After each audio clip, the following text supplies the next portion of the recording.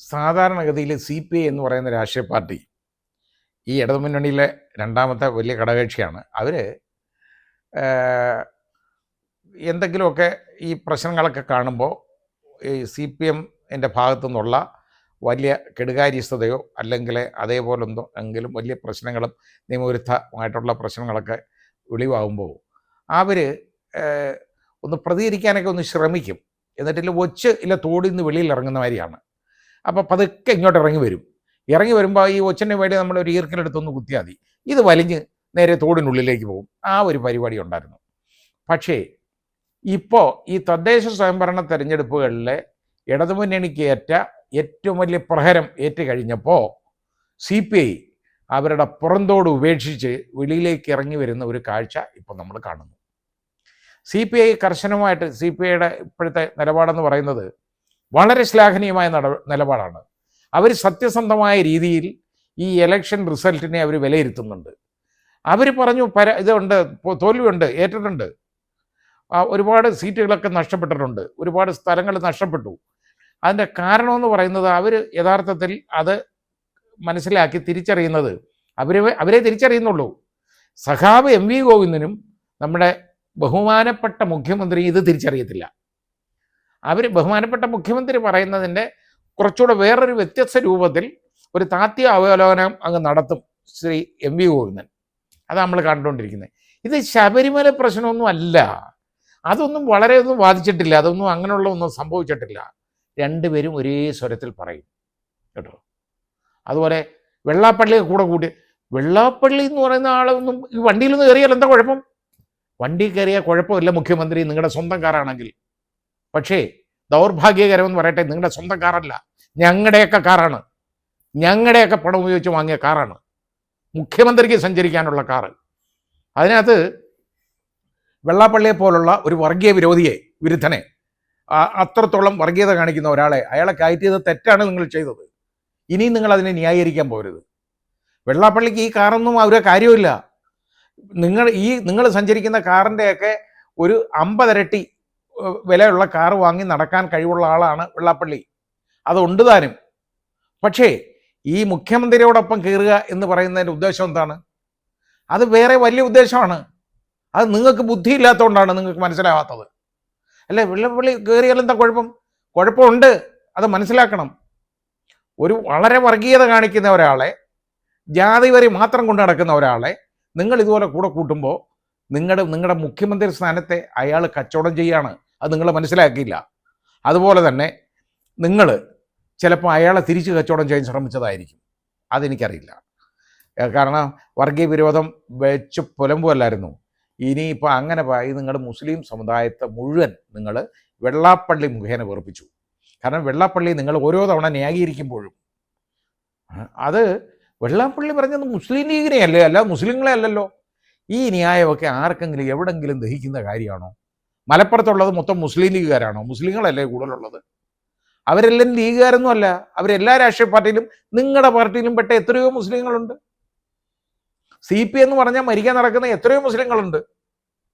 അപ്പോൾ അതെല്ലാം മറച്ചു വെച്ചുകൊണ്ടാണ് ഇത്. പക്ഷെ CPI പറഞ്ഞു ശബരിമല സ്വർണ്ണക്കൊള്ള, ആ വിവാദം ഒരുപാട് തിരിച്ചടിച്ചു ഉണ്ടാക്കി ഇടതുമുന്നണിക്ക്. അവർ പറഞ്ഞത് അവർ ശരിയായ രീതിയിലൊരു അനാലിസിസ് നടത്തി എന്നുള്ളതാണ് അതിനകത്ത് മനസ്സിലാവുന്നത്.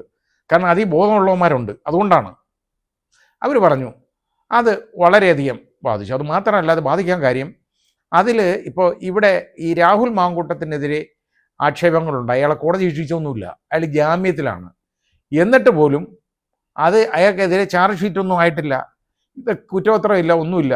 ഈ ആരോപണം വന്നു, കോൺഗ്രസ് അയാളെ പുറത്താക്കി ചെയ്തു.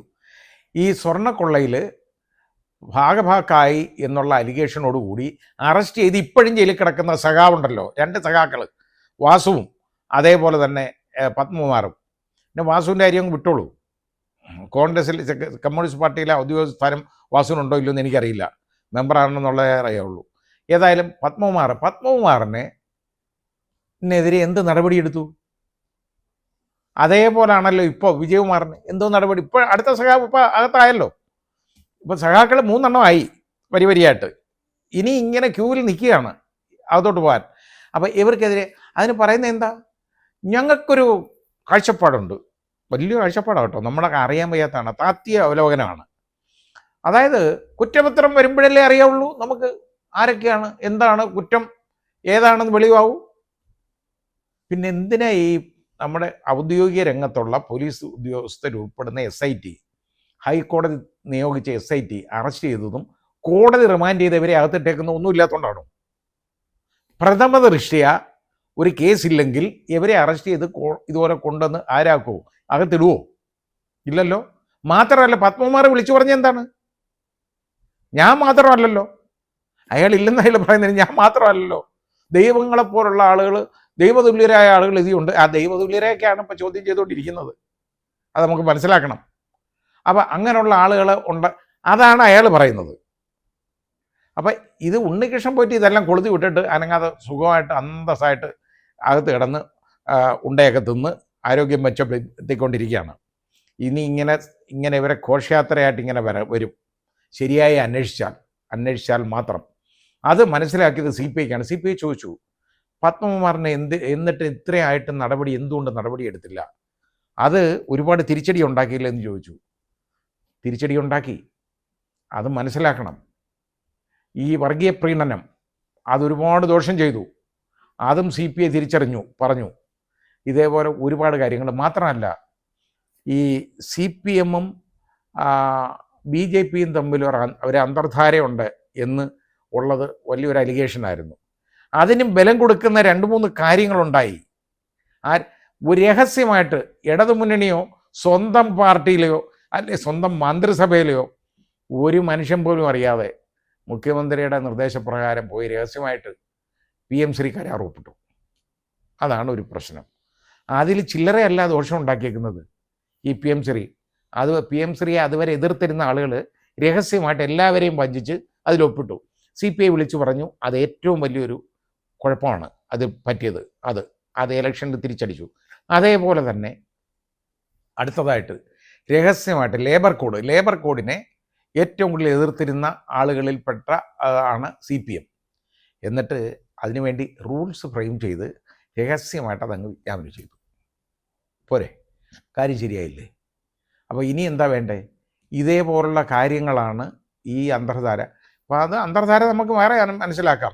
തിരുവനന്തപുരത്ത് പല വാർഡുകളിലും CPM ജയിച്ചുകൊണ്ടിരുന്ന വാർഡുകളിൽ അവിടെ മനഃപൂർവ്വം വേറും നോക്കുകുത്തികളായിട്ടുള്ള സ്ഥാനാർത്ഥികളെ നിർത്തി തോൽപ്പിച്ചു. അത് വേറെ ആരുമല്ല, ഈ CPM-ൽ ഇപ്പോഴത്തെ ഈ ആളുകൾ തന്നെയാണ്.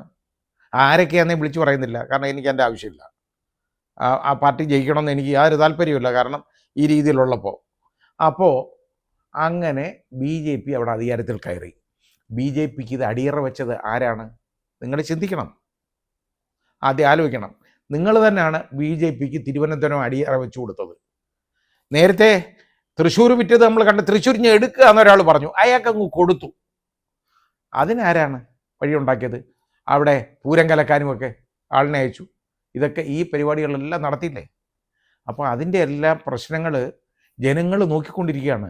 ഇത് പണ്ടത്തെ കാലമല്ല. പണ്ട് നിങ്ങൾ 100 രൂപയുടെ ഒരു കിറ്റ് കൊടുത്ത് ചിലപ്പോൾ ആളുകൾ വോട്ട് ചെയ്യായിരുന്നു. ഇപ്പോൾ അതല്ല, അതൊക്കെ മാറി. ഇപ്പോൾ അത് വലിയ ഇതൊന്നുമില്ല. ഇങ്ങനെ ഒന്നും കൊടുത്താലൊന്നും ജനങ്ങൾ അവർക്ക് ബോധമുണ്ട് ഇപ്പോൾ ആരെ വേണം എന്ത് വേണം എന്ന് തീരുമാനിക്കാൻ. ആ രീതിയിലേക്ക് പോയി. അതുപോലെ ഈ വർഗീയത കാണിച്ച് ഈ മുസ്ലിങ്ങളെ അതിൽ നിന്നൊക്കെ ഭിന്നിപ്പിച്ച് ആ മുസ്ലിം വിരോധം കൊണ്ടൊന്നും നിങ്ങൾക്ക് മുന്നോട്ട് പോകാൻ പറ്റത്തില്ല. അത് CPI തിരിച്ചറിയുന്നുണ്ട് നന്നായിട്ട്.